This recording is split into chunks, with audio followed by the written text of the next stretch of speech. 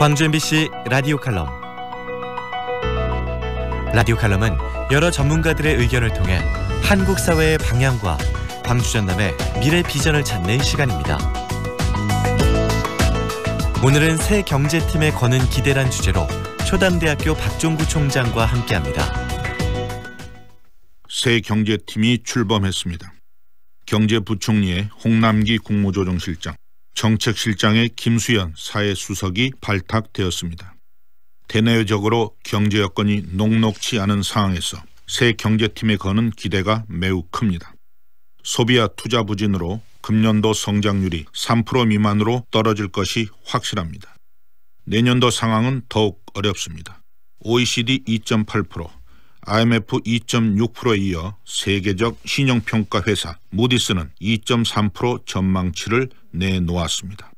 내년 세계 경제 성장률 전망치 3.7%와 크게 대조됩니다. 새 경제팀은 소득 주도 성장 정책 기조를 유지할 것임을 분명히 했습니다. 홍 부총리는 내년 경제가 어렵지만 소득 주도 성장 수정 계획은 없다고 밝혔습니다. 김 정책실장도 소득 주도 성장의 방향에 대해서는 전혀 수정할 생각이 없다고 했습니다. 새 경제팀의 성공 여부는 시장이 이를 어떻게 받아들일 것인가에 달려 있습니다.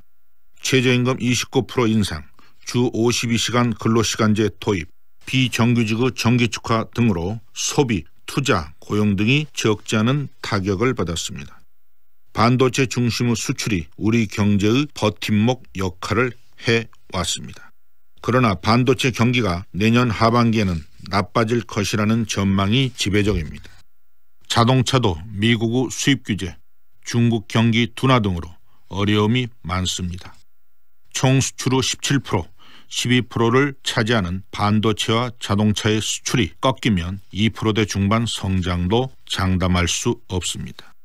새 경제팀은 수출 동력을 살려가면서 노동개혁, 규제개혁과 기업 구조조정에 역점을 두어야 합니다. 미국 경제의 1969년 이후 최저 수준인 3.7% 실업률과 2.9% 성장률은 유연한 고용정책의 산물입니다. 독일의 견조한 성장 역시 하르츠 노동개혁이 1등 공신입니다. 노동비용 절감과 고용구조 유연화로 기업의 경쟁력이 크게 향상되었습니다. 고용 대란을 막기 위해서도 노동개혁이 시급히 추진되어야 합니다. 규제개혁 역시 더 이상 미뤄서는 안 됩니다. 박용만 대한상의 회장은 수십 번 대정부 건의를 했지만 제대로 시행되지 않았다고 답답한 심정을 밝혔습니다. 원격 의료, 카 공유 서비스 등 주요국에서는 이미 활성화된 서비스조차 규제 대상입니다. 새 경제팀은 현장의 목소리를 열심히 듣겠다고 했습니다. 산업 현장이 요구하는 정책을 추진하는 것이 친시장, 친기업 정책입니다.